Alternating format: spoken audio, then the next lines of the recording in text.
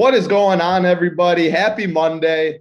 Can't say the usual Monday crew because, as most of you guys probably know, we did mix up the faces that you will see on the Up to Lock shows, on these shows, on different days. And that's kind of fun. It's always cool talking to different people. Had shows with Hoop, obviously, had show with DC, but haven't done us three so far this year. So I'm excited for that. The Up to Lock show, I believe, K Phallic, JSU Holden, I want to say, but it's a Monday, so I'm not sure about Holden. I think it's actually JT Hayes. I'm pretty sure JT on the JT, that's what it was. Yep. So excited. JT is going to be on there picking winners up till lock. But appreciate you guys hanging out with us. We got a nice 7-game slate, and I assume most of your significant others out there will like this slate. It locks at 8 p.m. Eastern. Or no, locks at 7 p.m. Eastern. It ends at 8 p.m. Eastern, and we have 7 games. So slate's going to be done in an hour, and then you can just enjoy the time with the kids, with the wife, with the husband, whatever you got to do. But pretty fun slate. Excited to dive into it. DC, I'll throw it over to you. That smirk just keeps smirking at me. Looks like you got something to say, so you can spit it out now. It's your turn. It's just assuming a lot that people want the NBA to be over early on in the night so they can go hang out with whoever it may be. Maybe you got to like restart an early game after the last one. And there's one more game, honey. I got to sweat. You can always pretend it goes till 9 o'clock like usual. They don't know. I'm not speaking from personal experience, but there's a lot of people out there. Yeah, no.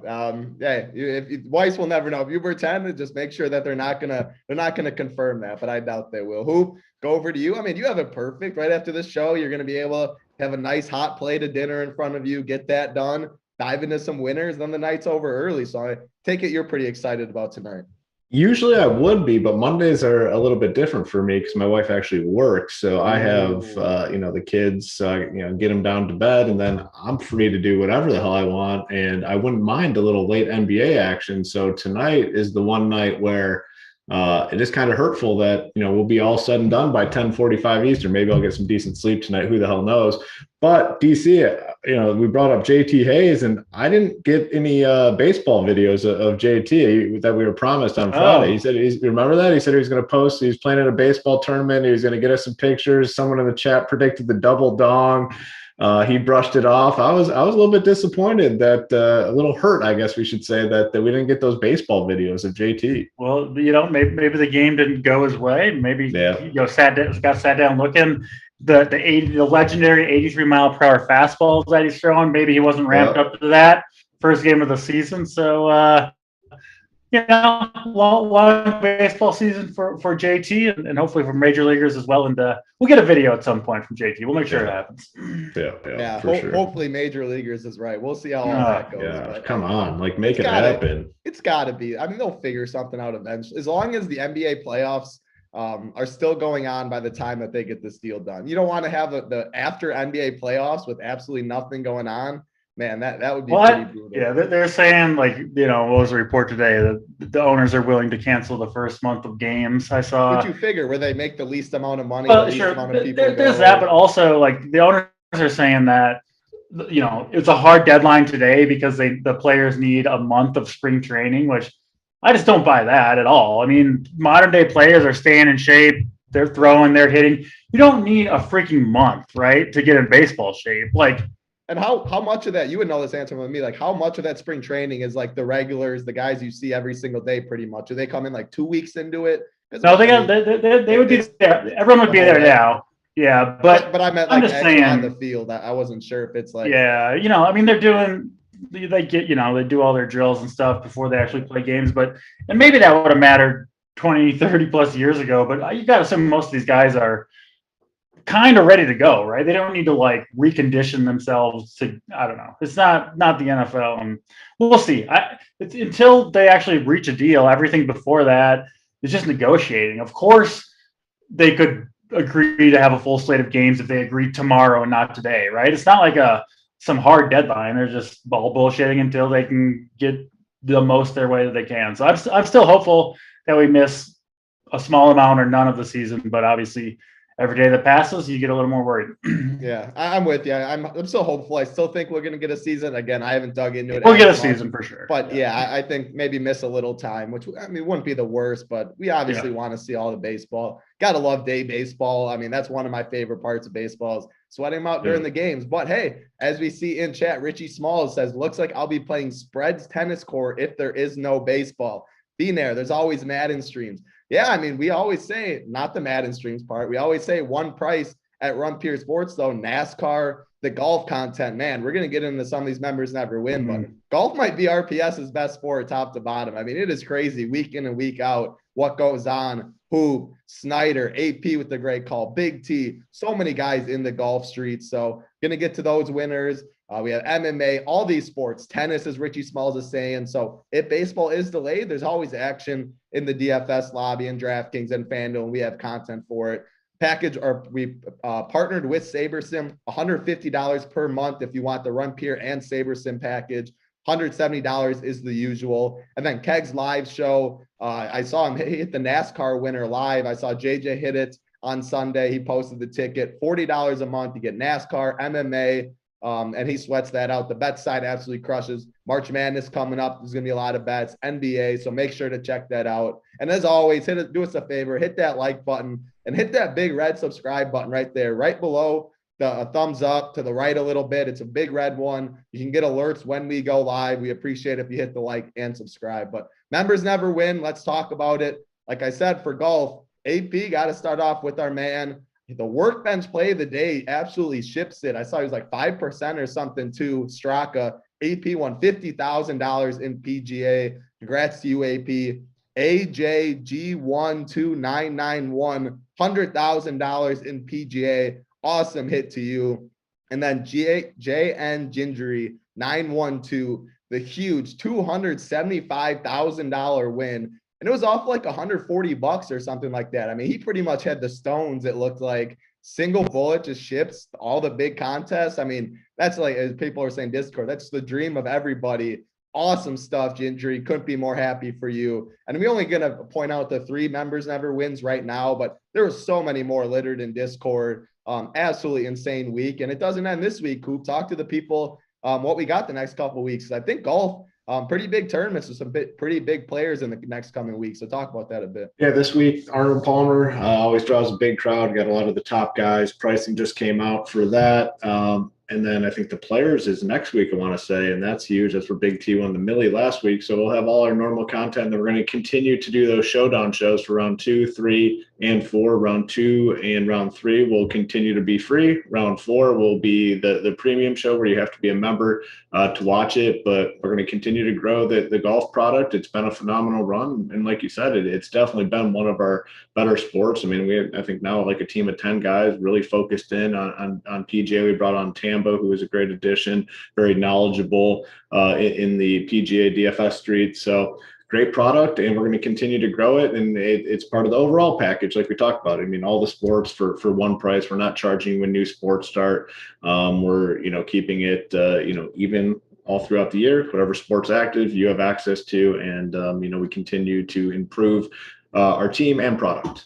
Yeah, and Tambo, my man, my bad about that. Coop, I know, does some golf too, but so many golf guys. There's so much to keep track of.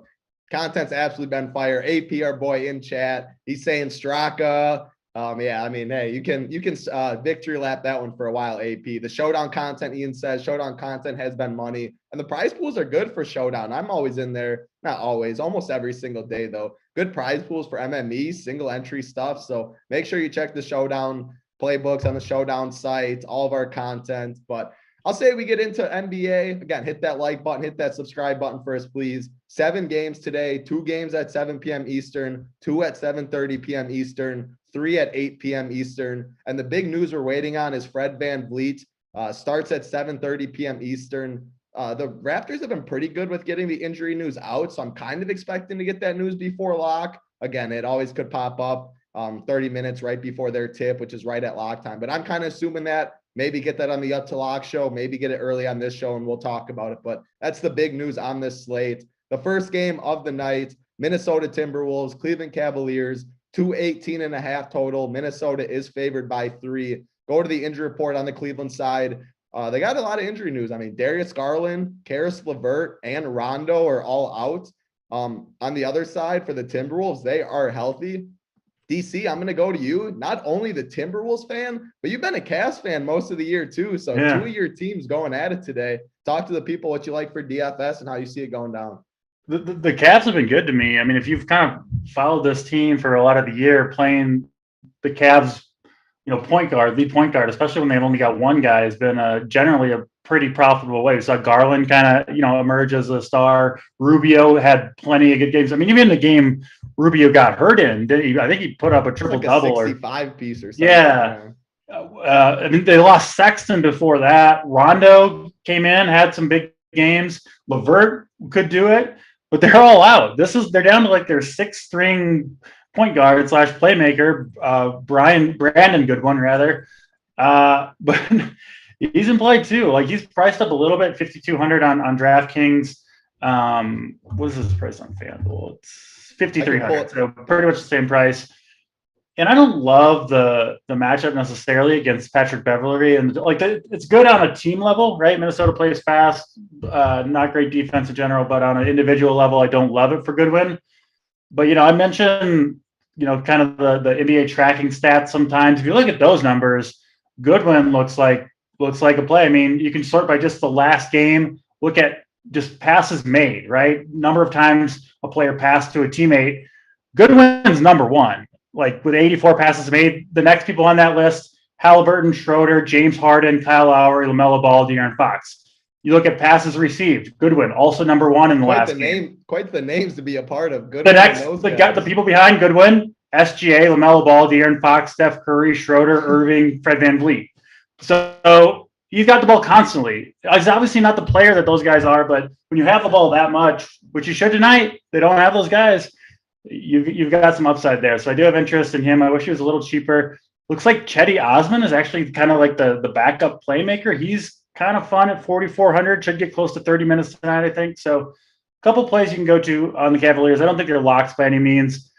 Minnesota, tough when they're fully healthy. They just got a lot of mouths to feed. Cleveland's still going to play good defense. So mostly off of them, most likely. But I don't know. This slate, I don't think there's that many kind of slam dunk plays. That could change a little bit if Fred VanVleet is out, so we'll see on that. But probably not a huge amount of exposure to this first game.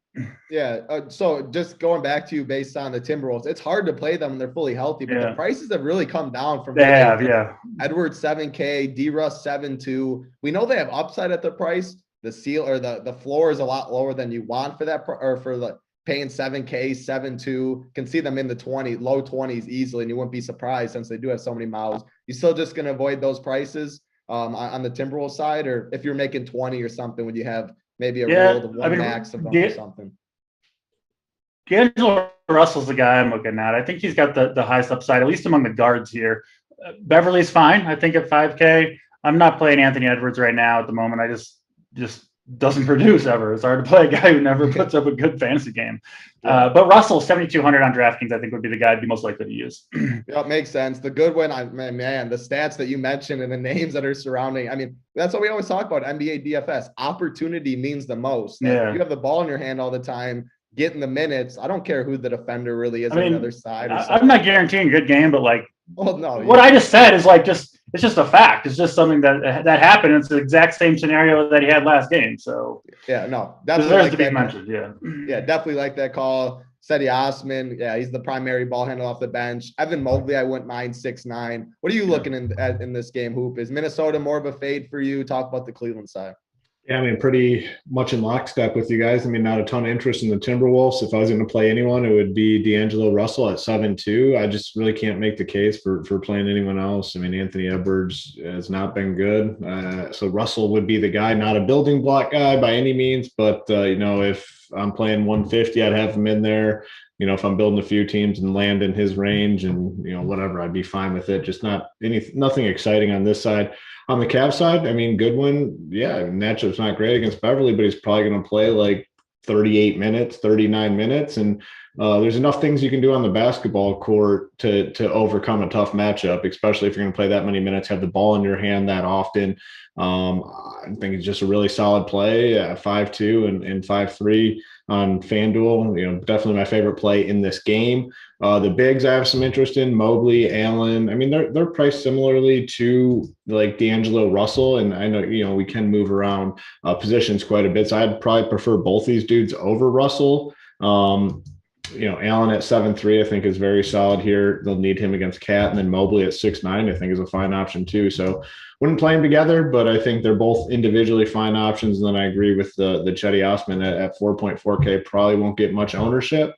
But, you know, he's a guy that can produce when the ball's in his hand. And, you know, he's kind of playing that point forward role for them when Goodwin or Godwin's out. You said, it's funny you said Brian Goodwin. That's the baseball player, right? Yeah. When I did the playbook today, I put in Brian Goodwin. I was like, wait, who is it? Yeah, Goodwin's a baseball player. I did the same thing. Yeah. They kind of look like not the most exciting Goodwin, though, for sure. Gavitt said it. You brought it up. Any interest in Jared Allen? Yeah, Hoop just touched on Jared Allen. I like Allen. 46 fantasy points in 26 minutes, had foul trouble. Yeah, I like Allen. The price is pretty good. And on this slate, why I think he's even more fine than usual is we always talk about how loaded center is, and usually you're jamming in two of them. I mean, yesterday there was Jokic, Eubanks, Dwight Howard, so many. Today's slate, center isn't as loaded as it usually is. So I wouldn't be scared about locking in a center position. You always have the util position. I think Jared Allen makes a lot of sense too on DraftKings with that price. So, yep, Hoop liked him, Gavitz. I like him. I think it does make some sense for sure. Next game on the slate. First game's not the best game, but yeah, good win. Maybe two other pieces from that game max, but not the best game to start it off. The second game, got some news in this one too. Indiana Pacers or Orlando Magic. Big total, 232.5. Orlando is favored by 2.5.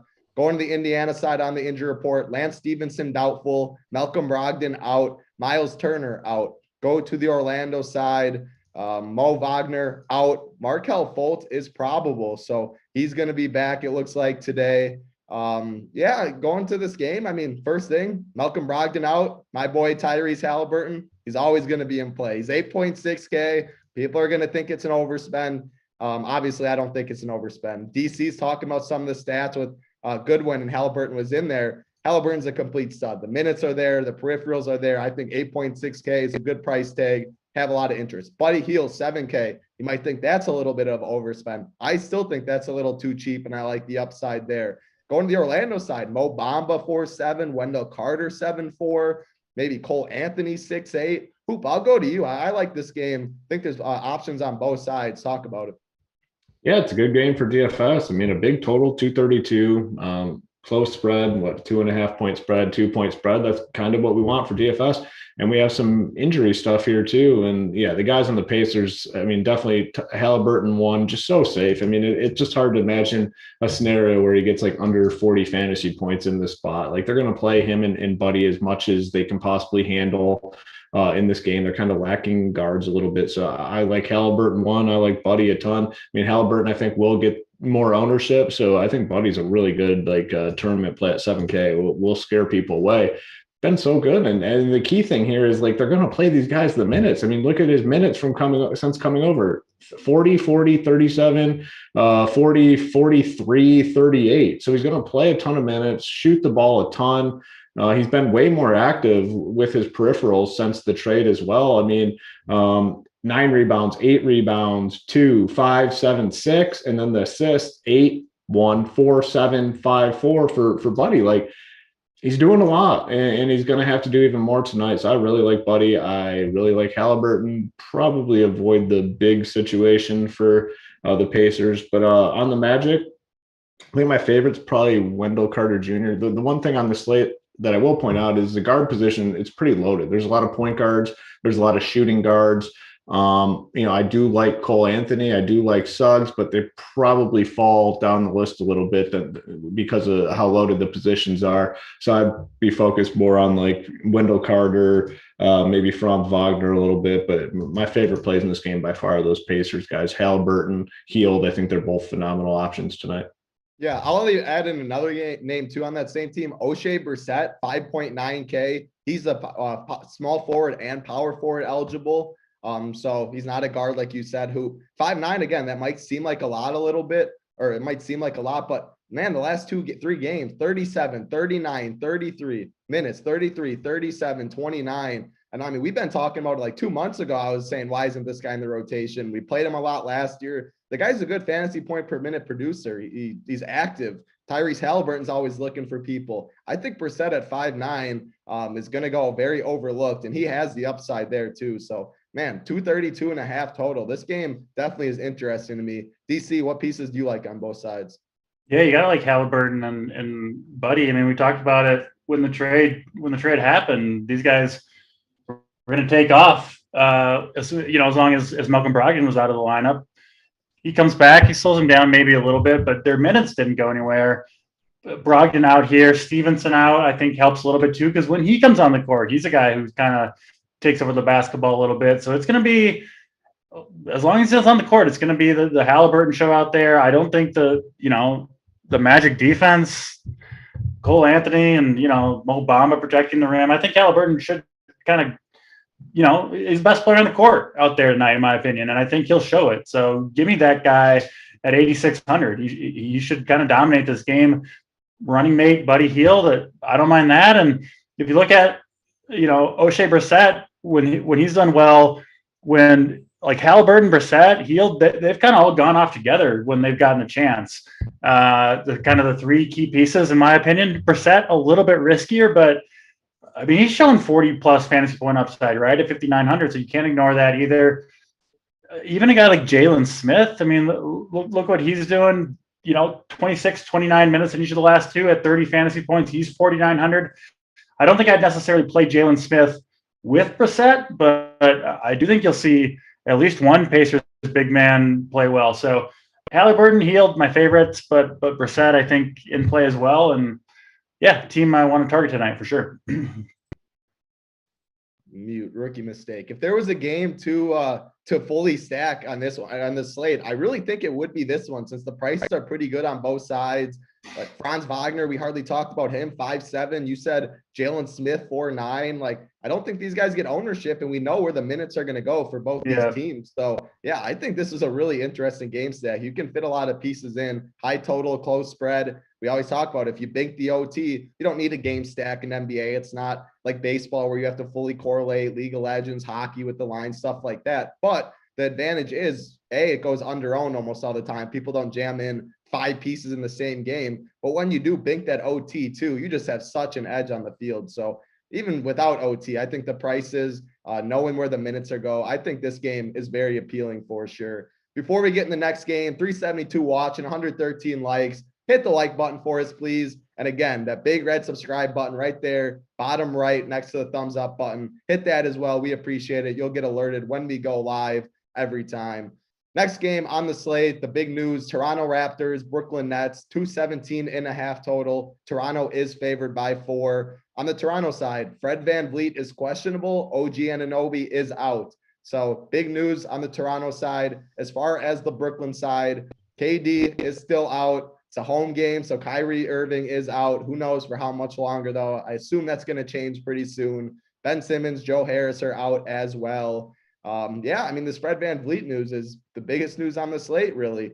If he's out, we see Gary Trent slide into the point guard role, or he has in the past. He's put up big numbers when he's there. Siakam gets a boost, Scotty Barnes. And again, it's not only Fred VanVleet that would be out. OG's a big part of this team too. So got to have some interest in Toronto. And as far as the Nets, you also have to have interest on them. Without KD, without Kyrie, Seth Curry, Patty Mills, James Johnson, Bruce Brown, Andre Drummond. DC, I'll go to you. I mean, I could list a lot of guys. And I didn't even talk on Toronto. Thaddeus Young has been a big key off the bench for them too. So I said last game might be my favorite game stack. It still might be. But, man, this game is giving it a run for the money. Talk about it. Yeah, Brooklyn's tough. Like, still missing, obviously, their 3 best players for this one, Kyrie, Durant, Simmons, like you mentioned. They did get Goran Dragic, who I'm not necessarily sure I want to play him. What do you play, like 18 minutes or something in this first game? He didn't look very good either. I don't know. 14 minutes. Listen, he hadn't played since November 13th, and it's one game. So possible he bounces back from that. I'm not sure what the starting line is going to look like for Brooklyn. But I mean, he certainly throws kind of a wrench in Curry, Thomas, Patty Mills. Just the fact that he's in the lineup, I assume his minutes could potentially increase. hard for me with Brooklyn to know who to trust right now, honestly, and who's going to produce. So mostly a fade, honestly, for me from the Brooklyn side. Maybe you guys will talk me into a play that I'm missing, but I don't see anything that I love there. Toronto side is going to depend mostly on Van Vliet, right? But if he is out, I mean, you got to look at pretty much everybody else that's left. Siakam's at 8,400. Scotty Barnes, been up and down, but 5,800, a bigger role, especially with OG out. Gary Trent, of course, be popular play, rightfully so. And then I do think you hit on kind of maybe this a little bit of a sneaky guy that is Thaddeus Young, who I think we talked about on Friday, where like he's the one big man for Toronto who can play the 3, the 4, and the 5, where they have like Precious, Boucher, Kem Birch, Siakam, who are all kind of Siakam less so, but these other guys kind of competing for the minutes at the big spots, whereas Young can slide in. And honestly, he's a pretty good passer, a decent playmaker, right? Like that's kind of what they're really lacking with Van Vliet out. He can do that a little bit. He can handle the ball some, push it up the court, get going in what could be a back and forth game. So if Fred Van Vliet does miss, which seems somewhat likely, clearly not 100% at the moment, Thaddeus Young, even if he doesn't start, I think coming off the bench at 3,400, looks like one of the better value plays out there to me. Yep, I like it for sure. For sure. Hoop, I'm going to go to you. I have more interest on the net side than DC does. Talk about the net side for you. DC, you saying one player. I would probably say my favorite would probably be James Johnson at 4.1K. I just like his game. He's treated me pretty well in the past, has some upside, and he's aggressive without the guys. So who would your favorite be? Do you have interest on the Nets at all? Then talk about what Toronto and Fred Van Vliet does for you. I think James Johnson's solid play. I mean, 4.1K, 35 minutes last time, 29 before. I mean, just a safe bet to probably get him to like the 20s at his price tag. And I do like him. Next would probably be Seth Curry, moderate. I mean, the Nets have just, I don't know, they've just looked bad, but Seth Curry would definitely be number 2. And then I have some interest in Bruce Brown as well at 5.1K. Going to play probably 32, 33, 34 minutes. Flashed that upside a couple weeks ago with 52 fantasy points. So I like those 3.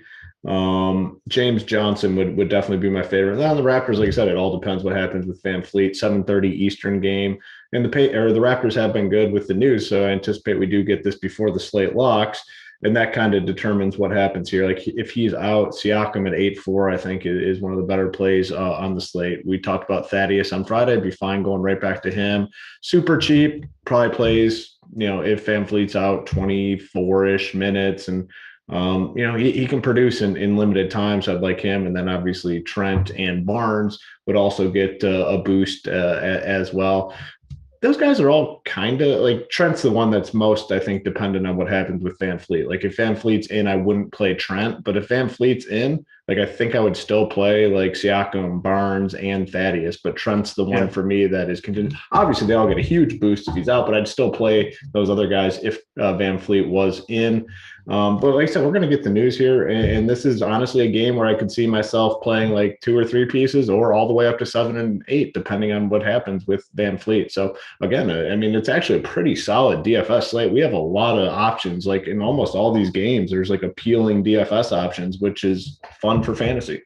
Yeah, no, absolutely. We're going to get to the 2 biggest totals on the slate we still haven't got to. So it's definitely a fun one. Colin in chat asked if there's any interest in Precious. He's 3.6 on DraftKings. He's 4.9 on FanDuel. Either of you guys have an answer to that? I think it's interesting. I think it's viable. Either you two, though, have a lean on that. I mean, I personally would rather play Thad Young, basically, in any scenario, and you're not going to play both, so that would be my lane. He did go off last game. Geez, 37 fan. And they played some of them together. Someone in chat said they played the 2 bigs together, which if you feel a lot more comfortable with Precious. Well, we've seen Precious get starts where it looks like he's going to be locked into minutes, and it doesn't happen. And right now, he's legitimately got like 4 or 5 guys he's competing with for those minutes. So yeah, that's the one concern. Like you got Siakam, you got Birch, Boucher, Precious, and Thaddeus Young. Like it's tough, but 150 sure could happen. Yep. Yeah. So so Colin, DC, Thad Young over Precious for DC. I think I agree, but I think ownership's going to say that as well. Sure. So maybe as a pivot, I don't mind that. Let's get into the next game on the slate. This game also locks at 7:30 p.m. Eastern. Chicago Bulls, Miami Heat, 222.5 total. Miami is favored by 4.5. On the Miami side, Kyle Lowry is out today. Markieff Morris and Caleb Martin are also out. You go to the Chicago side, Lonzo, Caruso are still out as well. So nothing changed on the Chicago side. Yeah, I mean, without Kyle Lowry, I expect Gabe Vincent to slide into the starting lineup. 3.6K. He makes a lot of sense for sure. Jimmy Butler, 8-9. His price has been in like the 10Ks before this year, high nines. 8-9 feels pretty cheap for him. There's always Tyler Hero. As far as the Bulls side, man, I don't really play them when they're pretty healthy. I think the prices are right personally. Hoop, I'll go to you. You kind of see it the same way. Chicago more of a fade, and you can play a little bit of Miami, or what are your thoughts? Yeah, just a tough team when all these guys are in there, and then you get this matchup against the Heat, which isn't all that good. I mean, DeRozan's phenomenal season. I mean, absolutely, he's been probably the most steady fantasy producer when you factor in like price and everything all season long. Now he's at 10-2, so I mean, he's got to get the puts up 40 real ones every night. I mean, exactly, yeah. I mean, just a phenomenal season. I mean, it is. If there's some award out there, like whatever it may be, like he should win something this year because I've been more impressed with him than I think anyone in the NBA. He should win the silencing the Twitter haters award. I remember everyone's like, "Oh, DeRozan sucks because his shooting percentages aren't quite as good." It's like, okay, he's been so damn good, but like now it's priced in, and on a slate where we have so many good options, it's tough to get to him. Vooch is the one that appears to definitely take the back seat to these other two guys when they're healthy. I guess the one I'd be most likely to play would be Levine because he's 8.3K. So, I mean, if I was playing 150, he would be the guy that I'd have the most exposure to because I do like some of these Heat guys. Like you talked about Vincent at 3.6 with Lowry out, fine option. Jimmy Butler at 8.9 with no Lowry, I think is a great option. Tyler Hero should also benefit from Lowry being out, and he's finally starting to play solid again. I mean, he had a rough patch for a while, but back to back, 44 fantasy points, 35. More aggressive down offense again, 18 shots, 19 shots. He's a really solid option tonight. So you got three really strong options for me on the Heat side. Vincent, assuming he starts, which I think he will. Butler, and then Tyler Hero, all like really, really solid options tonight. And then on the Bulls side, I think the only one I can get to is Levine. Let me pull this. Just Levine, I think, for me. On the Chicago side, just hard to play DeRozan at that price tag. And like I said, Vooch appears to be the one taking the backseat to these two when all three are healthy. Yep, definitely makes sense. DC, go to you. Do you have any interest in the Chicago side? And then talk about the Miami. Not a ton on Chicago. Of course, if you want to play Levine or DeRozan, by all means, not the top of my list at those price ranges today, but certainly not bad plays. Miami side's more interesting. I disagree with Hoop. I mean, it's the three playmakers they have left, right? Butler, Hero, and then in Gabe Vincent, who, Vincent's already playing 25 minutes a night most nights. Take Kyle Lowry out of there. Got to assume 30 plus, playing decent basketball right now. Of course, he's going to cede, some of that duty to Butler and Hero, but still going to have his opportunities at 3,600. Starting point guard, decent enough play, enough matchup. I think a pretty good play there. I wouldn't play all three of those Miami guys in the same lineup, but if you want to choose two, Butler or Hero, or Hero, any combination of Vincent, Butler, and Hero, I think is perfectly reasonable. And I'll be surprised if one of them doesn't have a very strong game, but a little bit hard to choose which one, in my opinion. So, if I was multi-entering, I'd probably play one or two on most lineups. Corey asked about Bam. DC, I'll go to you on Bam. If you look at the past two games games over 50 plus. Vincent's going to get ownership. Maybe Jimmy will get some. I think he'd be the forgotten one a little bit. What are your thoughts on Bam? Since I know what Hoop's going to say about it. Yeah, perfectly reasonable play, I think. He's got a decent shot at 50. I don't know if he's got the upside maybe to really get there. I don't have a problem with him. Just center positions, it can be tough as well. Yeah, that's kind of my thoughts. 8-8. If he fits your lineup, I'll never say no. I think the ownership's good. I mean, I shouldn't say I'll never say no. I'm not the biggest Bam guy either. But on this slate, offers a little leverage off of some of the other Miami pieces. I think it would be fine, but it's not a building block or core play for me, that's for sure. 142 watching, 440 likes, 3 games left. 250 is a pretty easy number on Monday. I'm gonna pull them. You guys always make fun. I always say title's never gonna pull them. Blah blah blah. If we don't get 250 by the time it's all said and done, they will be in Discord for the members. Do us a favor though, hit the like button, hit the subscribe button for us, please. They don't know what to expect. We got Hoop on one side, notorious for pulling the plug. Title, he's a young fellow. He's all optimistic about the world. He usually gives out the plays anyway. So the people are torn. They don't know how serious to take it. Maybe next Monday DC will host, and then you guys will see what side of DC's an easy one or a hard one. Because I know this. I'd put a lot of money on whether or not DC would withhold the plays. Which side? I don't even. Oh, he doesn't even have YouTube chat up. He can't multitask. I don't even know if he can do that. DC's strong. DC's strong. He would 100% say, "We out. See you later." Yeah, we're on the Discord. I'm with two guys that will pull them. So yeah, they will be pulled today if we don't get to 250. But we got 3 games left. You guys got some time though. We appreciate. You guys already made a huge surge, so we appreciate it. I know you guys will get it done for us. Sacramento Kings, Oklahoma City Thunder, 227.5 total. Sacramento is favored by 5. On the OKC side, Giddey, Lou Dort, Kenrich Williams, Ty Jerome, Jeremiah Robinson Earl, Mike Muscala, all out. Man, that's a laundry list of names for them. That's like a couple months ago with COVID and all that. All those guys are out for them. As far as Sacramento, Rashawn Holmes is questionable. That's the only news over there. Hoop, I'll go to you with all these injuries on the OKC side. Do you have some interest in them? And then talk about the Sacramento side. I think it's a very clear game. I mean, again, every game I think is interesting for DFS to some degree, and you get a matchup here with 2 crappy teams. So there's definitely appeal here with injuries on the OKC side. Gilgeous-Alexander, his price is up there now at 9.6, but it's warranted. He's been playing phenomenally well. If there's a matchup where I'd predict that he goes off, the Kings would be at the top of that list. So I really like him. A guy that's kind of flying under the radar a little bit and been playing so well, Trey Mann. I mean, he's not popping up on these projection sites at all, but you look at the production. Wow, I mean, the last 4, I didn't even know all that. Yeah. I mean, he's just been going off 39, 37, 35, 40. I think this could be a difference maker for us tonight because the sites are slow to react on the projection side of things. He's playing a ton of minutes.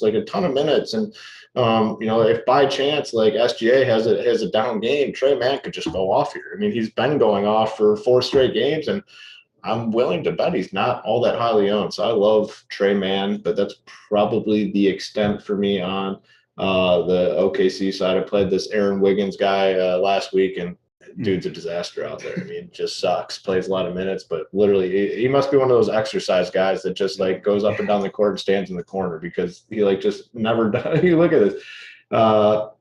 9, 12, 14, 17, 13 fantasy points, like a total of like 60 fantasy Those points. Those are the ones once you click it and at night you go back and you look and it's like, why did I ever click it? I think I might have played them that day too, but it's like, why did you ever click There's that? like no value that's like, there's like nothing available for value. It's like, all right, this guy's going to play a lot. And, you think you can get away with like, you're like, he'll give me like the 21, 20. 22 I need. Yeah. They never do. If you think you're trying to get away with it, it never works. Yeah, never. On the King side, I think Sabonis is another really strong play. I could definitely see him going off in this spot. Very steady lately in terms of fantasy production. De'Aaron, I don't know if I would do De'Aaron Fox. Maybe, I don't know. He's so tilting, but I guess maybe he can play a little. About De'Aaron Fox. He's your Bam. Yeah, I do like Bam a little bit though tonight. To answer your question from before, I mean, I want to be on the Heat. Then that means you definitely can play. Yeah, that's the only problem I have is like 8-9 for Butler or 8-8 for like Bam. I gotta play Butler every time, but if you need a center, I'm good with it. Now, another guy in the King I like quite a bit, Jeremy Lamb. He's playing minutes. Played 30 minutes last game. He's very aggressive when he's out there. They're committed to giving him some playing time. He's cheap at 3.8K. Like if I need a mid 3 guy and I'm choosing between Aaron Wiggins and Jeremy Lamb, like I'm playing Lamb like every single time. Yeah. No, I think Lamb's definitely fine today. It's another interesting game. I did not know that about Trey Mann. And man, I didn't until I pulled that up. I'm like, holy shit, he's going off like every night. Without looking, do you know his price on FanDuel? No, I just tried to look and I couldn't see it. I know it's 7-2. This is another one we were on Friday, and the Giddey news broke, right? And like we're looking up quickly, and we're like, okay, SGA and Trey Mann probably probably going to crush her because they don't have any other playmakers on the roster. They actually kind of got limited in their minutes in the first half because the backups were going off. And I think it was the second half of a back-to-back. But at home here, like you said, a perfect matchup. Sacramento, the worst team in the league, are very close to it at defending the rim, that's all SGA's game. Dude drives to the hoop more than anybody, especially with Giddey out. So, yeah, SGA, I think, could easily drop 30-plus real points. Probably takes man with him. Those are the kind of the two guys right there. 7-2 on FanDuel is too much for me for Trey Mann, but at 5,400 on DraftKings, sign me up for that. SGA, I think, frankly, I'll be surprised if he doesn't absolutely smash. So yeah, top of the list for me, SGA. Close between he and Halliburton, I think, here, but I do slightly lean SGA if I have to choose. Makes sense. As far as the king side, DC, I mean, Sabonis at 9.5, like I'm interested. I mean, this OKC times are they're big. Front court is brutal. Yeah, it is. Yeah, I mean, Derek Favors, like Sabonis at 9.5. I think he's one of the better spend ups on the slate, and he has a big role. Jeremy Lamb 3.8, Harrison Barnes 6.2. Not even going to mention Fox. What are your thoughts on the Sacramento side?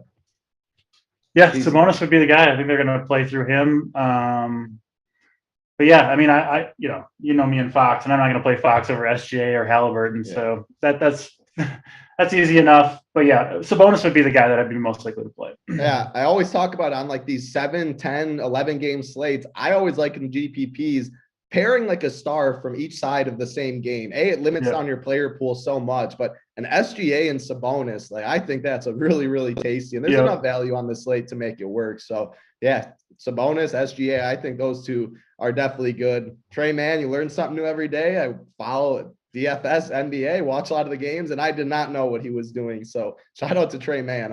7-2. I would never have guessed that in my life. Hit the like button, hit the subscribe. William in chat, he said Goodwin or Mann. I mean, Goodwin's going to be 20x more popular than he is. So yeah, in a vacuum, gun in my head, I'm picking Goodwin, but with the ownership leverage in tournaments, if your rest of your lineup's chalky, if you're game stacking that or something like that, yeah, I mean, you can easily make a case for Mann, but yeah, in a vacuum, in cash games, Goodwin's definitely the answer for that question. Let's see, 200 likes on the dot right now, 2 games left. You guys made a big push, so 50 more likes, 2 games. That shouldn't be hard. Next game, Charlotte Hornets, Milwaukee Bucks. Biggest total on the slate, 238.5. The Bucks are favored by 10.5. Going to the injury report for the Bucks, Brooke Lopez, Pat Connaughton, George Hill are still out, so nothing changes there. On the Charlotte side, Nick Richards, Book Knight, doubtful. Gordon Hayward, Jalen McDaniels out. Cody Martin is questionable. I mean, Giannis is a spend up, $12K. It's expensive. I think we have enough value on this slate. I don't know. I guess that's the question. How much value do you feel comfortable with? Because I think Giannis is absolutely going to smash. He's by far the highest raw points score on the board.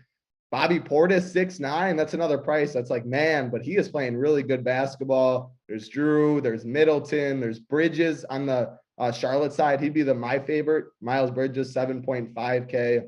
I wouldn't play more than one of these guys. If I'm 150 and making a rule for the Bucks, I'm setting max 1 of Middleton, Portis, Drew, and Bobby. I don't know, or Giannis is part of that. I don't know if that's necessarily right, but with the spread and just with all their prices, they're all so expensive. You need a lot for multiple of them to get there. So that's why I would set a rule with max 1. But I do think one of them can easily get there in this spot. DC, I'll go to you. I'm not seeing as much on the Hornets side with the prices. Do you see something I'm missing? And then talk about the Bucks.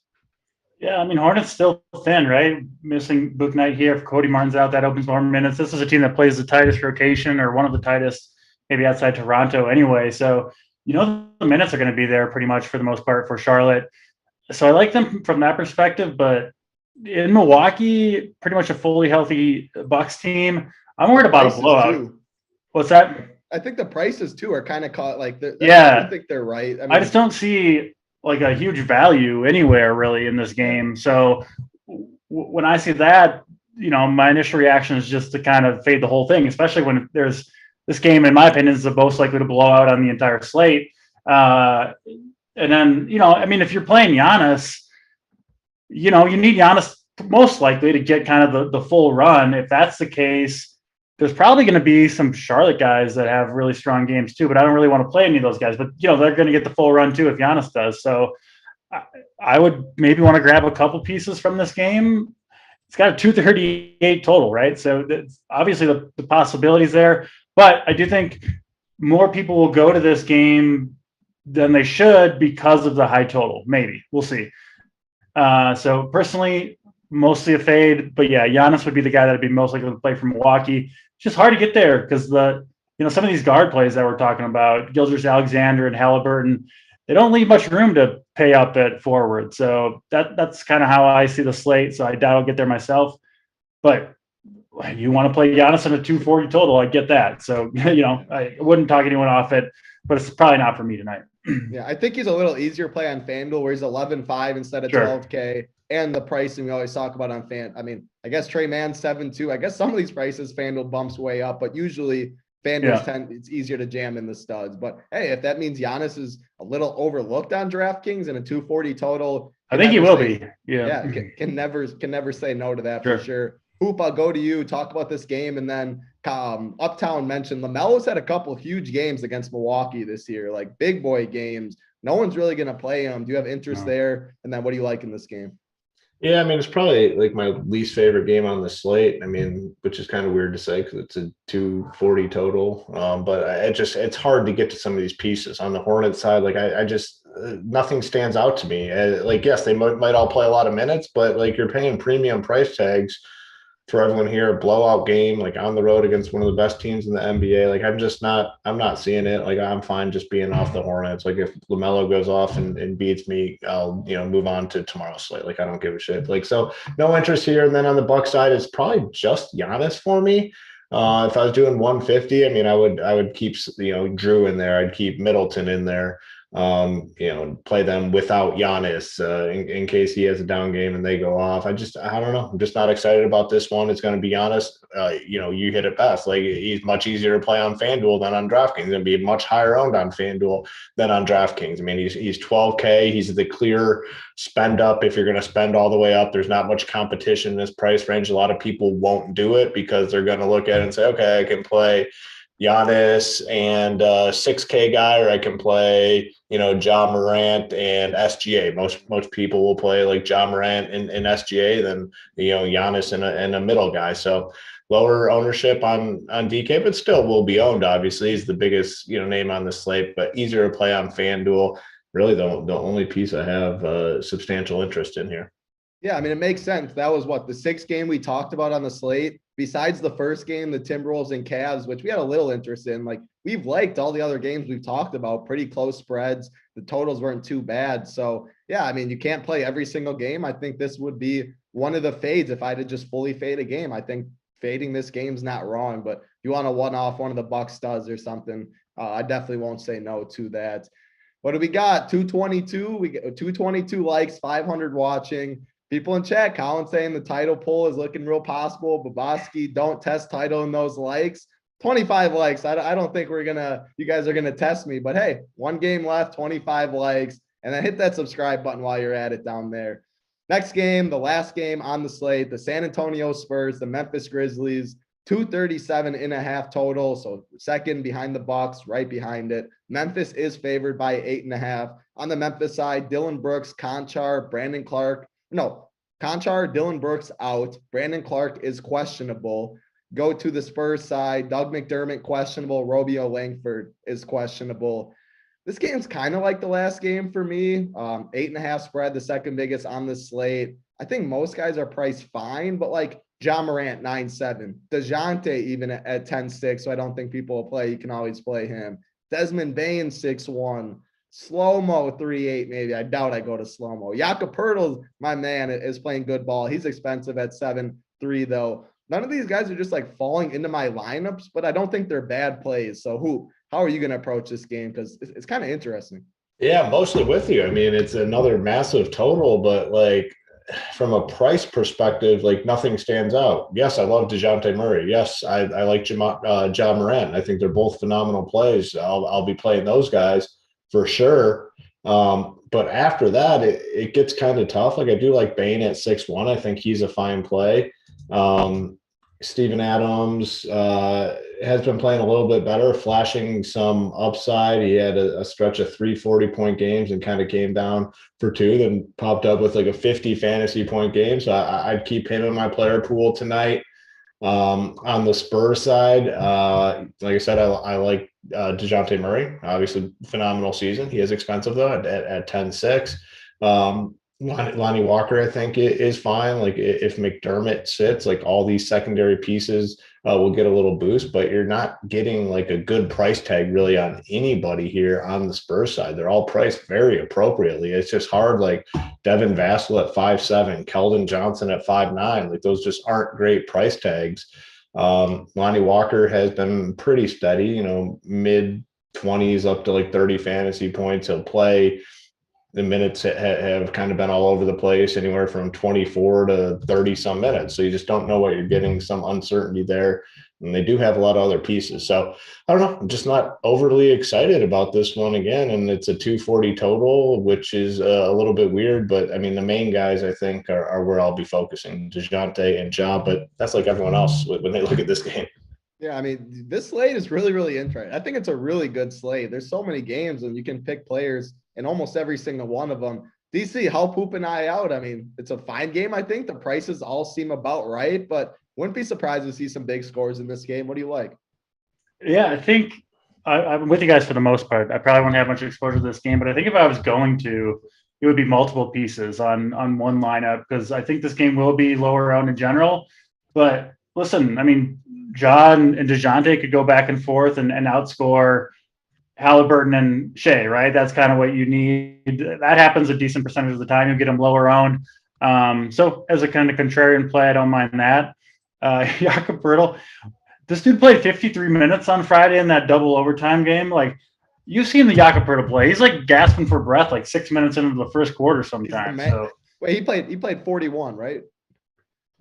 I've seen 53 on the game log on Jakob Poeltl against the Wizards, but I see. Man, if well, he played, it was like 41, but he went up. Either way, anyway, 140 for Jakob Poeltl. yeah, you could play him, I guess, if you wanted to go in that direction. But Steven Adams, potentially interesting, right? Like, because you want him kind of when he's near the basket. When Jakob Poeltl doesn't really leave that area, right? He's kind of looking for putbacks and those little like 5-foot one-handed jump shots that he takes. That could be an area where Steven Adams is cleaning up on the boards, maybe. But $6K for Steven Adams is just kind of a tough price to swallow for me. But in theory, at least, I think it is a pretty good spot for him. Yeah, I think that makes like Jakob Poeltl. You want a guy he's not going to have to go a stretch 5, or he's going to have to go close out, because then they can run small ball. Same with Steven Adams, the same way. Those two are going to be down there banging. So I mean, wouldn't be surprised to see one of these guys, a couple of these guys get there. But they're all pretty much fairly priced. So you got to make some stands. We all like some other games more earlier that we talked about, but there's no one game that I would that I think you can feel fully confident, just fully crossing off and not being on the optimal. Like the Bucks game, the Cavs game, this game, I think are the 3 games that we like the least, but there's still some pieces from them that are interesting. Let's see what all 7 games, 258. I knew you guys would get it done for us. We appreciate it. The plays of the day are going to be coming up. But first, if you're not a member, don't know what you're doing, all the sports going on right now, NBA, big MMA, pay-per-view card, golf coming up, multiple weeks, big events coming. There's NASCAR that's back. If you're not a member, SaberSim package, Run Pure Sports package, $150 per month. And the SaberSim add-on is really, really good. So I'd make sure to check that out. Hit the like button, hit that subscribe button to the bottom right as well. Time for the plays of the day, though. Going to go to myself first. I think DC can guess who it is. If I have a chance to have this man as my play of the day, I don't think he's going to be too highly owned. He's not going to be 2%, 5% or anything. But Tyrese Halliburton, he's done me right multiple times throughout. 8.6K. He has the ball in his hand a ton. I love that game. Tyrese Halliburton, the SO play of the day.